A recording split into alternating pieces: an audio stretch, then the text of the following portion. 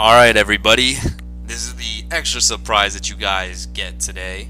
It's the commish, and I'm joined here with my man, Johnny J. Fresh. Johnny, tell everybody how you're doing today. Hello, everyone. We're doing fine. Thank you for asking. What's going on? All right, so me and Johnny, I'm going to ask a few questions. Johnny will answer the question first, then I'll give my take. So we'll go from there. I'm going to start looking at the list right now of the top 10 running backs by fantasy points.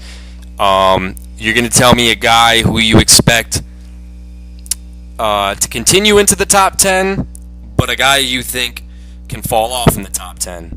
So here we go. We have DeMarco Murray, David Johnson, Melvin Gordon, LeSean McCoy, D'Angelo Williams, which you can't pick him for obvious reasons, Carlos Hyde, Isaiah Crowell, Ezekiel Elliott, Tevin Coleman, and C.J. Anderson. So, Jay, which one do you think is going to have continued success, and which guy do you can see falling out of this range?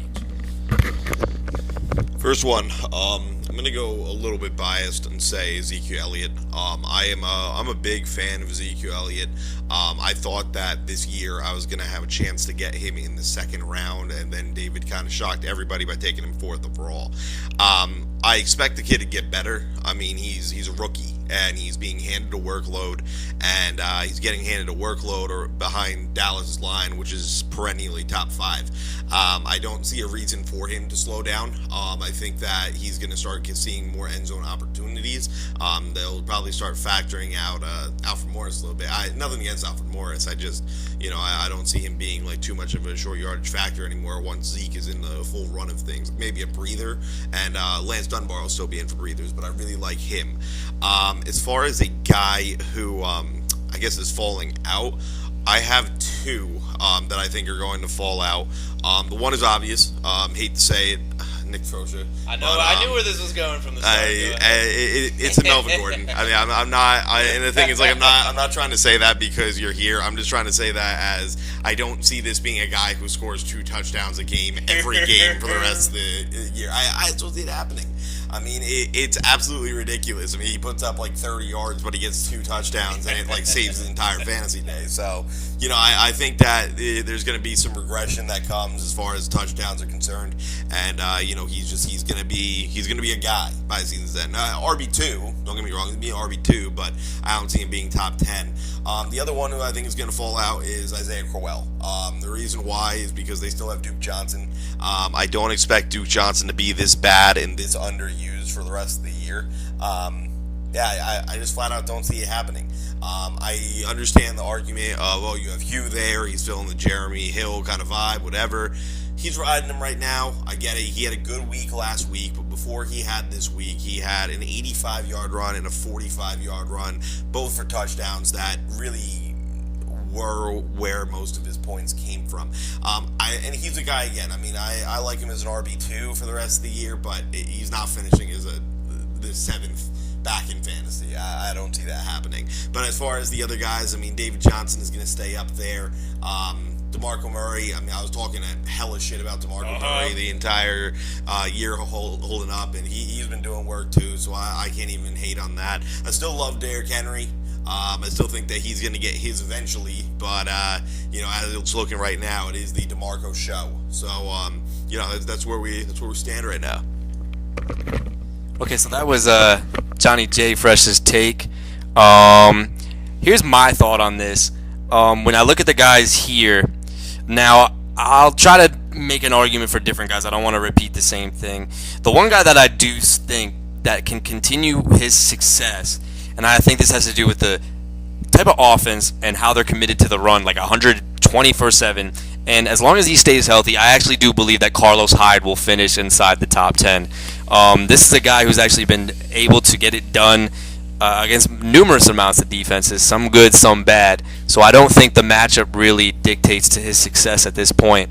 The other guy that I want to talk about that's probably not going to fit in to the top 10 over here, and this is because he's a number 2 back, is Tevin Coleman. I mean, he is in the top 10 right now, but that's a guy, if you talk about touchdown dependent, he doesn't get enough yards and enough opportunity for him to stay there. I think a lot of these other guys too, D'Angelo Williams doesn't count, and then the next guy there would be Matt Forte if you kind of go up the list. And if I play that logic, I don't expect Matt Forte to finish in as a top 10 running back. And I just want to cut this off because I need to. Okay, so now joining us, Rob Coffey has entered, so he's also going to be part of this little debate that we have here.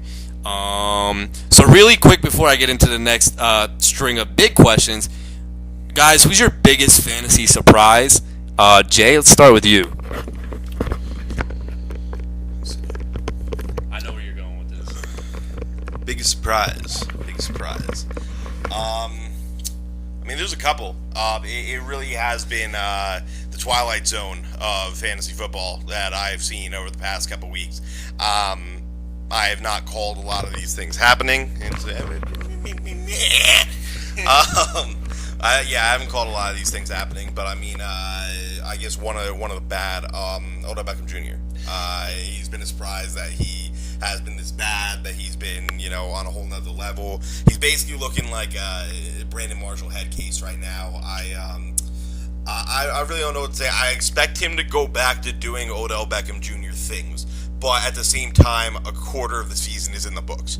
So it's at the point where it's like, okay, well, if he was at least getting the yardage consistently, that's great. And he was in the first couple weeks. But then he put up a 3 for 23 game the other day.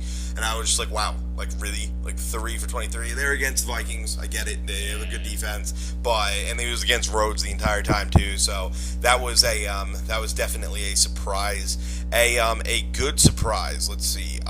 Garrett Blount resurgence. I was really surprised to see him take it that far. I knew he was going to get touches because it was the first 4 weeks without Tom Brady. They were going to rely on the run game. It just was always how it was going to go. But I didn't expect him to lead the league in rushing for the first 3 weeks. I definitely didn't expect that at all. Terrell Pryor. Love Terrell Pryor. He was the cheat code for that 1 week. He's just going to be their number one now, but I'm saying that like it's a bad thing. He's just going to be their number one now. They're going to be playing from behind a lot. You got Hugh Jackson over there. Once Josh McCown gets back too, I think that's going to open up things in the passing game a lot more. I think that the thing's only going up. I did get offered a trade for Terrell Pryor. I have since decided against it just simply because I think that the dude has he has a lot of upside. I drafted him in the 14th round for a reason, and I plan to continue to use him. And I guess the last thing that I will cut it off as is what the hell was I about to say? I had it in mind. Give me a second. Give me a minute. The guy chainsawing outside. Yeah, it's the guy who chainsawing outside is completely throwing me off right now. Dude, what the hell was I about to say? Just say Christine Michael, I think. Yeah. No, I was not. I was actually not going to say Christine Michael. That's going to be yours. I can understand that.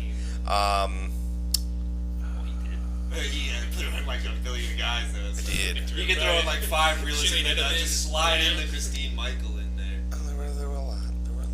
Calm down. I think Coffee wants to talk now. Yeah. If it comes back to you, you could just cut off Coffee like you were doing a freestyle. Oh, that's what it was. It was one thing.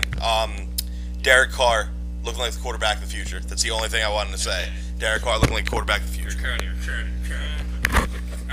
All right, so I'm probably going to give Andre's team a lot of love. I don't think anyone expected DeMarco Murray to be the number one overall running back, though. Harsh did. I think people would have Shout out to Harsh. this is crazy that he's back to Dallas Cowboys form. That was Team Murray. Because I thought he needed an offensive line to succeed. Obviously, Mike Crabtree looking like a true number one. Shout out to Brian with Will Fuller. I did not like Will Fuller coming out of college. And this dude's looking like a number one each and every week. And then the last one I'll say is Kyle Rudolph. It's not sexy, but it's dude's a tight end one. And He's been a top 5. Yeah, he's like a top 5 tight end and pretty much locked in on that role for the rest of the year. And he was a free agent, I think, up until week 2. So, yeah, good pickup by Matt. Okay, so my biggest fantasy surprise, Coffee had already said it. I was going to go with Will Fuller. The fact that he's outproducing DeAndre Hopkins already. I know it's only 4 games into the season. But that transitions to my next question. But another surprise guy that I want to just throw out there, I think all the obvious answers have been taken. But another guy that I kind of just want to ease into a little bit, speaking of quarterbacks, is that Carson Wentz kind of could look like he could be a streaming option, maybe even better as the season progresses. Gentlemen, it is now time. I'm going to go over the top 10 wide receivers as of right now. Most of these guys would probably continue. Give me your biggest surprise on the list, and then somebody that you can see falling off. So here we go.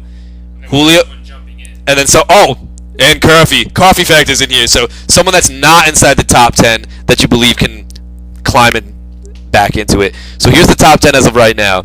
Julio Jones, Antonio Brown, AJ Green, Marvin Jones, Michael Crabtree, Mike Evans, Will Fuller, Emmanuel Sanders, Jarvis Landry, and Larry Fitz.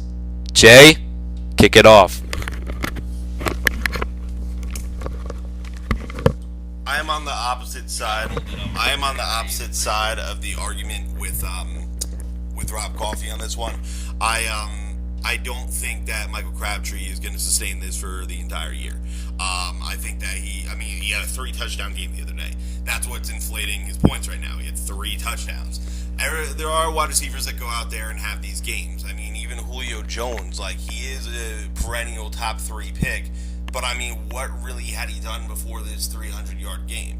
He had good games. They weren't great. They were good. They definitely weren't top 3 worthy wide receiver games until that game showed up. And that's Julio Jones, though. He's explosive, but you don't know when that explosion is going to happen. Emmanuel Sanders I'm surprised on, but I am also just surprised in the fact that the Broncos offense is still clicking. I did not expect to see that from Trevor Seaman this entire time. I definitely did not expect to see that. As far as Arizona, Larry Fitzgerald looks like the wide receiver they should be throwing to, because both of the other ones have pretty much looked like trash, with the exception of John Brown last week. So maybe he'll start to go up a little bit because he was coming back from the concussion and everything, but, we'll see. That's still, the cat's not out of the bag yet. We will say that. It's still early. But, I mean, a big surprise is to someone who is on Rob's team that isn't working out that I thought was going to, was Tyler Lockett. Dude, what the hell? Torn PCL, yeah. You expect him to be in top 10? I didn't expect him to be top 10, but I expect him to be better than what he was doing now. I expected to be able to start him as a wide receiver 2 or a wide receiver 3. First, though, isn't that, No, it was technically 4th round, but Yeah. it was the same thing. Yeah, it's whatever. But, yeah, I mean, Michael Crabtree is the one that I really just don't see putting on for the rest of the year. I do expect DeAndre Hopkins at some point to start getting some of those targets back, so I don't think that Will Fuller is going to be a 1 the entire year, but a 2 is possible. 2 is definitely possible for him. I mean, he's one guy that anybody could say is being surprised, because nobody expected him to do anything in that first year. Didn't everybody hate that the Texans traded up over the Redskins to get him over Doxson? Yeah, Everybody was hating on Fuller. Everyone was hating on Fuller. Yeah. And he works. He works with Glock for some reason. I don't know why. Because he can't read a defense, whoever's open. Yeah, it's up to Fuller. Up to Fuller every time. Hopefully DeAndre gets back on the wagon. I know that David just traded for him, so I really shouldn't say that, because I don't want David to do well most weeks. It's in my division, but Brian's also in my division with Will Fuller, so I mean, either way, like, I just don't like anyone in the Texans except for Lamar Miller, who still has yet to score a touchdown but is getting the workload and is pissing me off. But no, he's not on the trade block. I'll end it with that. Okay. Alright. So jump out. I'll probably say Larry Fitzgerald. If you look at his numbers, he started out really hot the first 2 weeks, but there was no such thing as John Brown / Mike Floyd. And now with the whole, you don't know with Carson Palmer, so I kind of decreased Larry Fitzgerald. For jumping in, I'll probably go Odell Beckham. I know there's a lot of hate on him, but I posted in the chat, dude has the same stats, identical stats the first 4 weeks as he did last year. It's just the touchdowns. I think the touchdowns are going to come, so the yards and catches are there. Once the touchdowns come, we should be in good hands. Okay, so I know Jay went very in-depth with a lot of the people that he was talking about. So as far as the wide receivers in the top 10, The guy I think is going to fall out because I just don't think he finishes with top 10 stats would probably be Fuller, even though I do like Will Fuller. Believe it or not, it's a shock. I think that Sanders is in the top 10 because of the Broncos offense. I think Jay mentioned that. But I do think that he's going to be the superior, and he pulled the diva card already, so I think he's going to be the target hog in this offense. You could easily make the argument as well, too, if Larry Fitzgerald was to fall off, but if there is a guy that I can see easing his way into the top 10 and a guy that we haven't talked about, and not to sound like a homer because I do have this guy, I'd probably say T.Y. Hilton. Only him and Mike Evans are the two people that have 10 or more targets in each game that they've played so far. So I think if that trend continues in the Colts, because they're always getting blown out until the fourth quarter, they're in catch-up mode a lot. So I can honestly see that. And the most likely, though, I think that because of the touchdowns, would be Michael Crabtree, but if he's not in the top 10, he'll probably be top 15 because I think he's just warranted a lot of touchdowns. All right, guys, little question here, strictly for our league only. Out of these 4 tight ends that were picked up out of the waiver wire, which tight end do you like the best rest of season?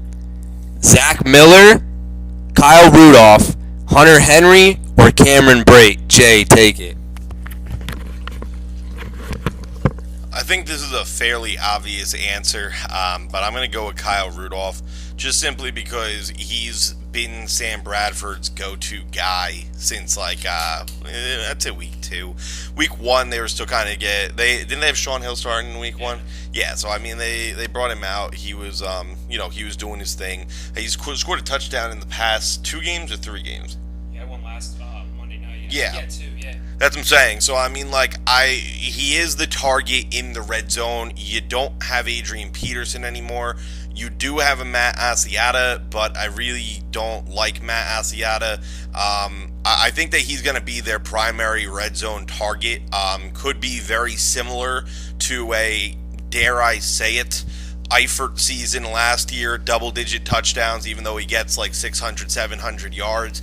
I could see it personally. Stephon Diggs did his thing in week 2, but his since has kind of fallen off a bit, and I think he's going to be a wide receiver 3, boom or bust for the rest of the year. And he's the only other receiving option they have besides Jerick McKinnon out of the backfield. So, yeah, I got to go Kyle Rudolph. I like some of the other ones. Hunter Henry, I just think is going to be screwed over by Antonio Gates coming back.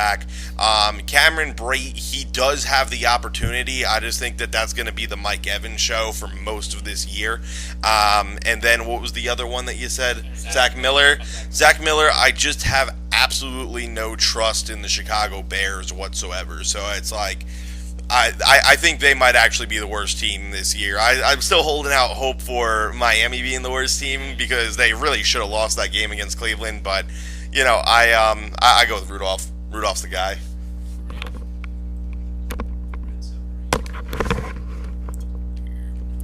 Yeah, I'll probably agree with that. I'll go Kyle Rudolph. I think he'll be more consistent, but I do like Cameron Brate. I did draft that guy, last round and shit. Winston does favor the tight ends, going back to his Florida State days. So I do like Cameron Brate. It's a really coin flip, but I'll flip the coin for Kyle Rudolph. I'll channel my inner Harsh right here. If Antonio Gates was out for the year, Hunter Henry would easily win this discussion. No ifs, ands, or buts about it. But Antonio Gates is back.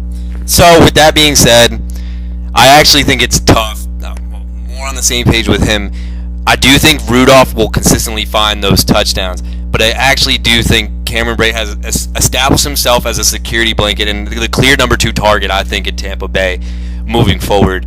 And with Mike Evans drawing so much attention, I do think that this guy's going to see a lot of easy coverage. So it's going to be tough, but I give a slight edge to Rudolph only because I do feel like he's going to consistently find the end zone because he's a good security blanket for Bradford. But I do think Brate also can finish. Would you guys say that Brate and Rudolph could finish inside the top 10 for tight ends? Yeah, both of them could. Yeah. The tight end market is very weak. Alright. It's being downgraded. It was top heavy for years, but even Broncos are really looking great. Okay, so yeah, I think we all agree that these guys are top 10 material. And now, guys, tough question right here. Gun to your head, and you have. Wait, hold on. Can I just bring back the thing for one thing on tight ends? Hold up before I get to that. 1 second. Breaking news. The resurgence of Jimmy Graham. Yeah. Oh, yes. We might as well take that. You're. Wait, but y'all ain't sending me trades for Jimmy Graham? Alright, so we just talked about Jimmy Graham. We didn't want to leave him out of the tight end conversation. We believe in a Jimmy Graham resurgence. So are you officially knocking down Lockett as a number 3 to 4 target? Okay. We know who the freaking one is. Yeah, it's Russell Wilson. Okay, fuck you. Alright, here we go. Alright, next question. Real backup. Gun to your head, and your life depended on it, and you had to say who's going to have a bounce back season. You have to take Hopkins or ODB, Jay. This is a really tough one. I think just simply because of quarterback play, I'm going to go with Odell Beckham Jr. I'm going to go with Odell Beckham Jr. I really don't have that much faith in Brock Osweiler. I thought that he could do better than what he's doing now, and I felt that he could be a game manager, but he's obviously proving that wrong. So, I like DeAndre Hopkins a lot. I still think that he can make those plays, and he could easily be that guy again because he does have the physical tool set. Not to mention that he was catching passes from, was it 2 or 3 different quarterbacks last year? That's what I'm saying. There were a lot of quarterbacks thrown to him. He was still putting up stats, so it still could be him. I will say OBJ unless he has a mental breakdown, because it's always possible at this point. He's not looking right in the head. He's kind of gay, so it's just, it is what it is. It's penis inflammation. Short and sweet, ODB. Unanimous. I gotta go back on this one. I don't trust Hopkins, unfortunately, at all. That's why I denied all of your trades, Paul. But I've told you flat out, I don't want DeAndre Hopkins. Okay, guys. So we talked about the tight ends that were picked up in free agency. Let's now talk about some guys that were spent early on in the season and are kind of still rostered.